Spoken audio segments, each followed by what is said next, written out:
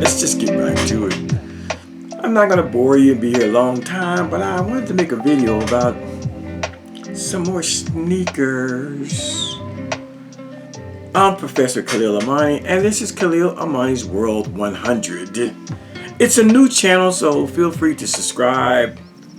Oh, when I get up to like 1,000 subscribers, we're gonna drop into some deep conversation about my life.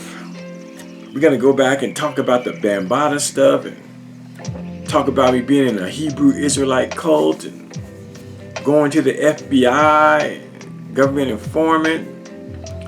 I'm going to share my adventures of being in the witness protection program and a bunch of other stuff.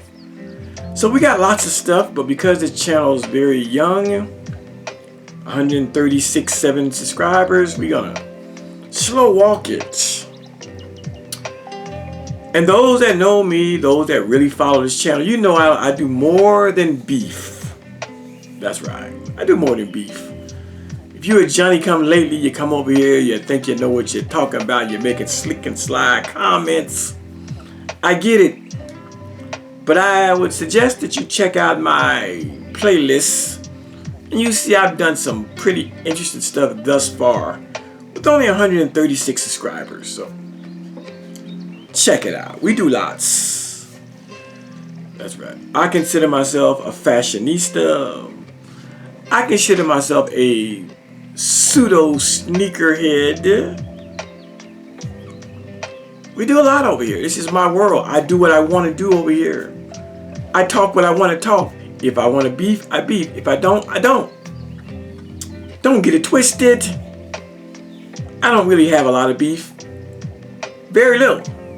Very little. One person, that's it. But I want to talk to you all about some sneakers again. Now, I had to do it. I had to do it. Now, a few days ago, a week or so ago, I talked to you all about a New Balance sneaker. And I told you that I'm not a fan of New Balance sneakers. The average New Balance sneaker to me, it looks like a dad shoe. You know, dad pants, dad shoes, you know, something a middle-aged dude with, 2 or 3 little, 4 or 5-year-old kids. That's what the New Balance look. There's nothing pretty about New Balance sneakers in general. But there was one pair that really made me go, I like those. I'm talking about the New Balance 327 series. Now, I tried to find it here in Denver. The first 2 people I saw wearing these sneakers were women. I started saying, maybe it's a woman's sneaker. 2 of my coworkers had them on. I said, now that is a beautiful looking sneaker on your feet there, girlie. And I asked one of the girls, she said, well, I ordered it, Amazon, whatever. But I don't be liking to order stuff. I just don't like to order stuff. If I need to order stuff, I go through my daughter because she got the whole Amazon hookup. But I could not find these sneakers anywhere. And then I found them about 3 weeks ago. I was in Atlanta, Georgia, and I found them. I showed you all those. Let me show them to you again. These little puppies right here. This is the New Balance 327 series. It is the only New Balance that I find show enough fire. I find these fire. Got the gum bottoms. I worn these once, gum bottoms. But all of the other New Balance, I think they're trash. I mean, they're comfortable, but aesthetically, the way they look, I don't like them. But I got to say, this is the second pair of comfortable sneakers I ever bought. Some sneakers are hot. Some sneakers look good, but they're not really that comfortable. But I gotta say, the New Balance 327 issue is comfortable as hell. There's only one pair of sneakers I bought that was more comfortable than these, and you know what they was? They were some Target 1999 specials. I swear for God. I was at Target one day and I needed a pair of sneakers for work, just for work. And I went back there where they have the sneakers over there. These sneakers had the Velcro. They didn't have shoestrings. They had a couple Velcros. But I said, I just need something to work. I put them puppies on my feet. Girl, boy, I must say, those 1995, 1999 sneakers were the most comfortable sneakers I ever bought. They came in white, black, and gray. They might have been Pro Wings, but some off name.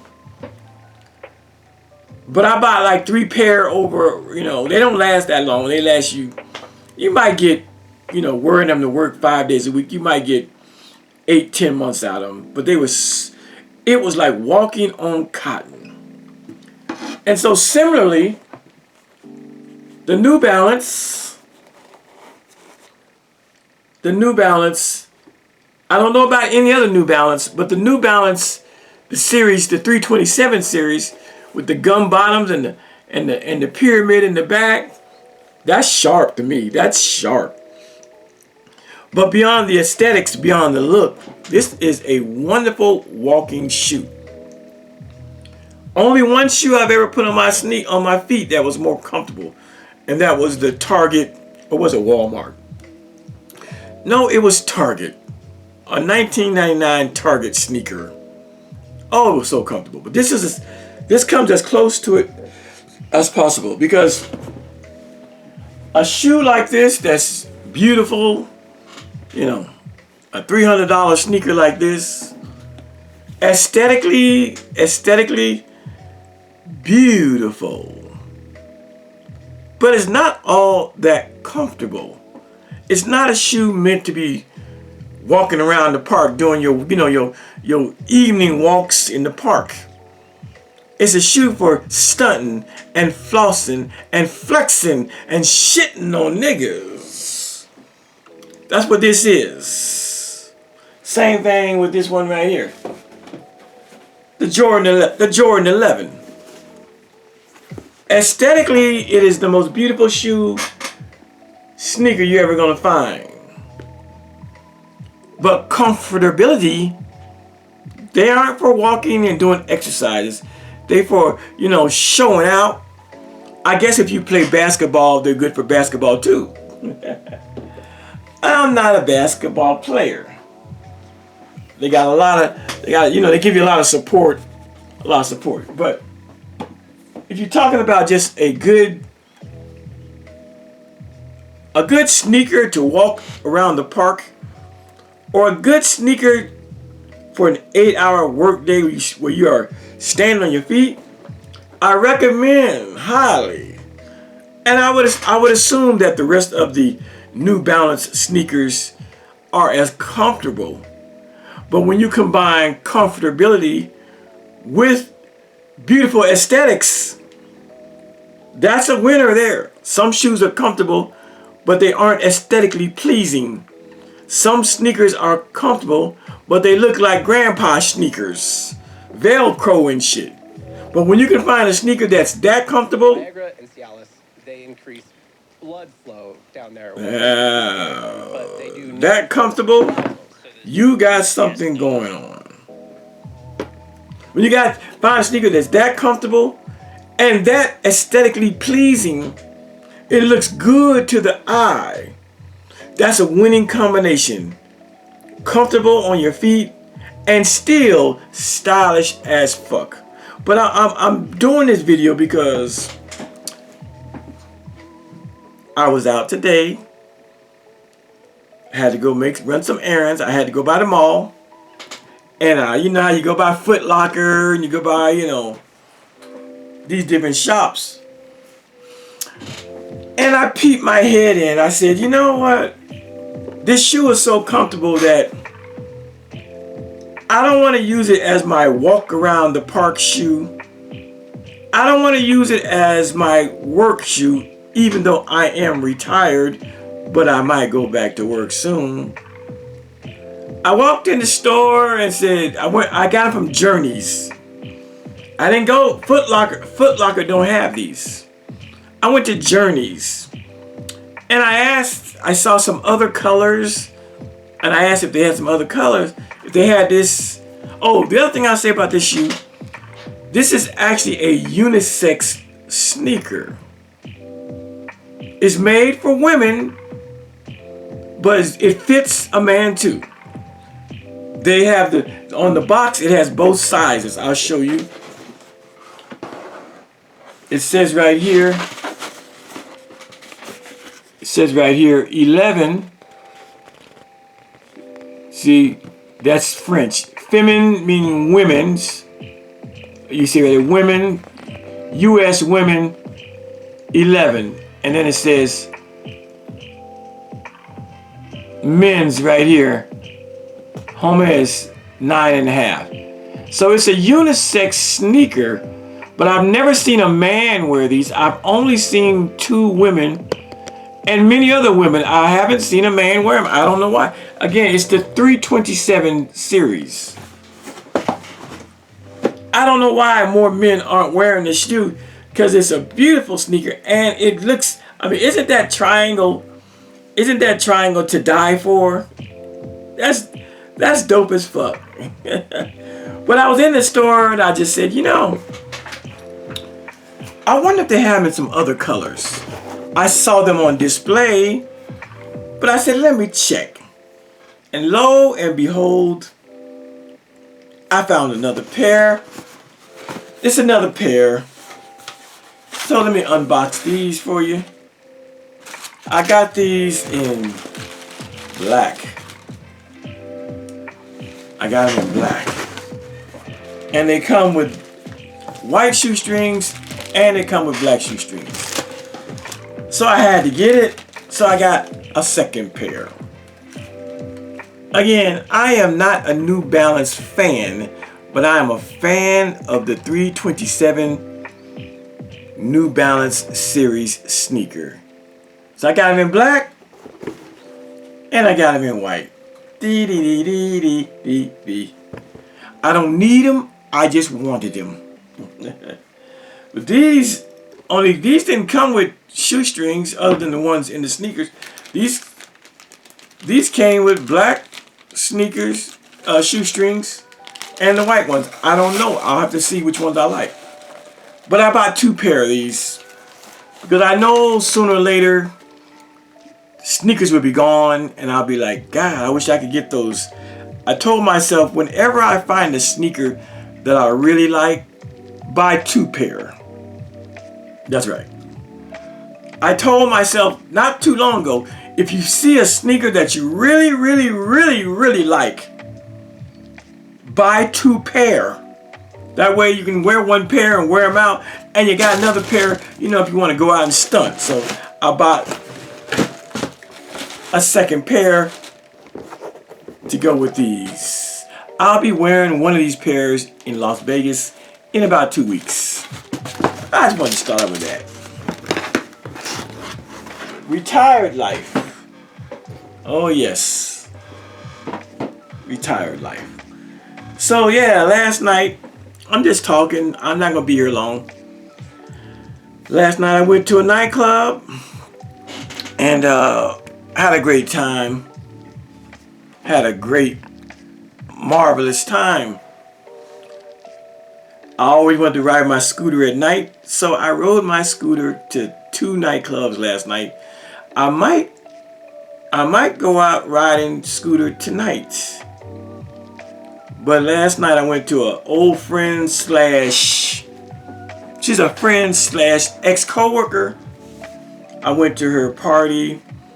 My wife is still under the weather. She's got a condition. I don't want to tell you what it is, but she's a little sick right now.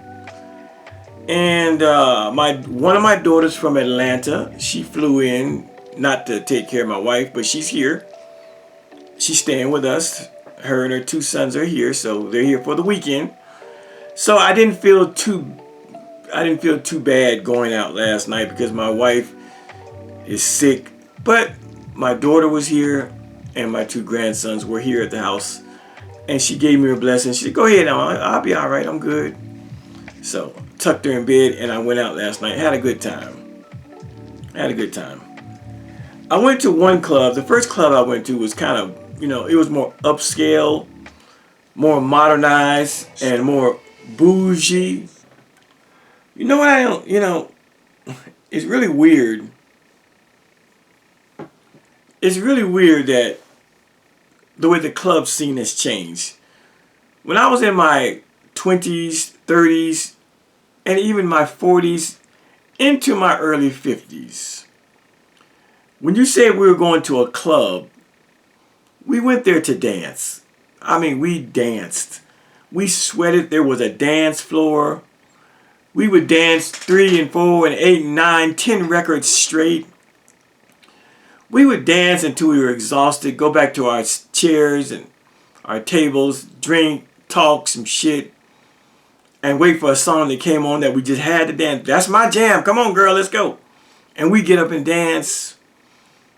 And they had slow times. We did a slow song. We would get romantic. The club scene was just powerfully, wonderfully romantic in my 20s and 30s and 40s into my 50s, early 50s.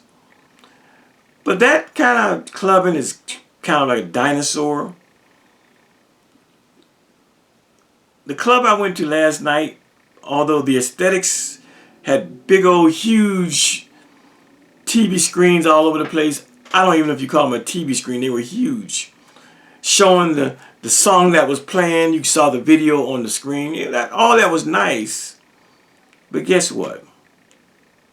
There was no official dance floor. What are these young people thinking about? I was talking to a young lady last night. She's like, yeah, it's a nice club, but there's no dance floor. And that's kind of how it is in many of the clubs, not just in Denver, all over the place. I travel a lot from Miami, from Florida to California, and you see that's the new trend of, if you want to dance, you kind of stand up by your chair, by your table, wherever you're at, by the bar. You dance where you're at. You dance in the aisles. But I'm from the school of there was a big ass dance floor right over there, and the dance floor was packed, and sometimes we even had a Soul Train line. Group participation, crowd participation. But I don't know why this new age clubbing, people think that not having a dance floor in a nightclub is cool. I know we're in the age of, social media and cell phones. I had my cell phone out taking video, and, a lot of people taking video, talking on it, texting, all that stuff. But I'm just glad I came from an era where there was no cell phones.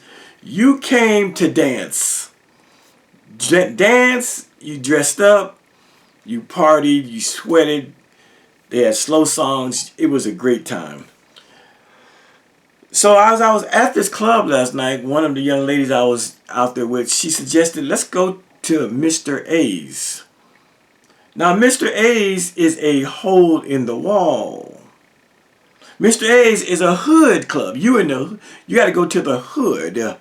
The ghetto. But in my years of partying, I know that those clubs that be in the hood, those little holes in the wall that serve, chicken wings and french fries, those could be some of the best clubs to go to. So they drove their car and I drove my scooter. It was across town. It was probably about a 15-mile trip. I jumped on the highway, got there in about 15 minutes. And I went to this little club. It's called Mr. A's. Now, Mr. A's has been around. I came here in 96. Mr. A's was here years before I got here. So, I went in a little hole in the wall, and sure enough, that little hole in the wall had a dance floor. As soon as you walk in, the first thing you see is the dance floor. It's a small dance floor, but it's a dance floor, and it was packed. and people were dancing on the dance floor as well as on their seats by their chairs in the aisles, but you had a dance floor. And they played a lot of the old school, soul music that we all grew up on. So it's one thing to go to these new highfalutin, dance clubs. Got the best technology. They got a light show, a laser show, got humongous TVs showing the video of the song that's on the speakers. All that's beautiful. Bottle girls, champagne girls with sparklers, hot chicks in thongs walking around with nice fat round derrieres. Beautiful, cocktail waitresses. All of that is good. But if you're a real club person like I was, someone that want to go to club to dance, you want a dance floor. So I just wanted to talk about that. Like, if I was to hit the lottery and thought maybe I'll invest in becoming a club owner, I'd go back to having an old school club. I would do away with VIP service. Well, maybe not. But VIP service would be something very limited and obscure in the corner. But I would have tables with 4 chairs. Tables of 4. That's another thing. A lot of clubs you go to now, if you don't order bottle service, then you have to stand in the aisles and stand around. There's no seating for you and the young lady. But I came along in an era where you went to the club, you paid your $5 admission, you walked in the club, and there was seating. There were chairs of 2, tables of 2s, and tables of 4s, and some clubs had tables of 6s. And if you were sitting at a table of a 4, just you and your woman, someone else could come and join you at the table you didn't even know, and strike up a conversation, and possibly strike up a new friendship with some strangers that just happen to sit at your table. That was real clubbing in my day. Nowadays, again, if you want to sit down in some of these clubs, you better have $500 to get the so-called bottle service, where you get a little section, a little booth that holds about, 6-10 people. You get a bottle of, highfalutin Moet, or, Ciroc, or whatever you want. Whatever the Negro drink of choice is at the moment, you can have. And you flaunt and you floss and you stunt and you flex like you got more money than everybody that's standing up. You sitting down and the bottle girls come over with the bottles and they got the sparklers going out and they singing and they're marching in order. You're flexing on them. And it's cool to do that. But if I could start a new nightclub myself, we would do that. Yeah, we would do that for special occasions if people wanted that flex. But I would have open seating. I'd have a huge, big old dance floor.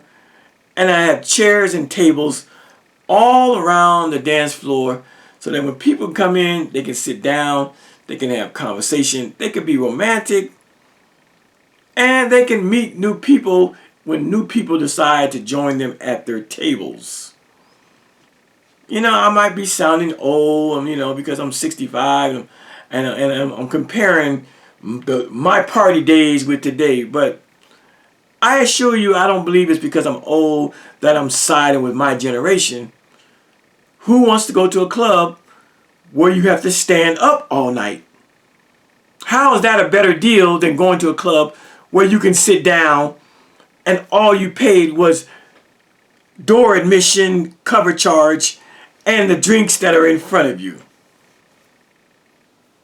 But nowadays, you pay a cover charge, $25, $30, $50, $100 to get into a nightclub, and it doesn't guarantee you a seat. You still pay $25 to $100 and still got to stand. And every drink that comes is $18 to $25 to $30 per drink. Oh, the price gouging is crazy. Whereas back in my day, you paid a $5 cover charge $10 if it was something, you know, highfalutin.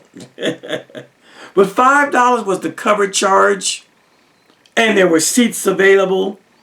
And when your drinks came, the drinks were anywhere from $6 to $8 to $9 a drink. I'm talking about top shelf. $6, $8, $9. I bought a Long Island iced tea last night. It was 17 bucks. Keep the change.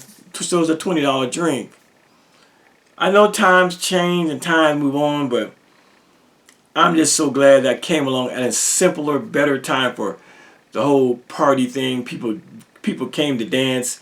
There was a dance floor. I'll say this much about what was surprising though. The club that I went to, the first club that was high tech with all of the bells and whistles and electric light shows and lasers and all that, it was no cover charge.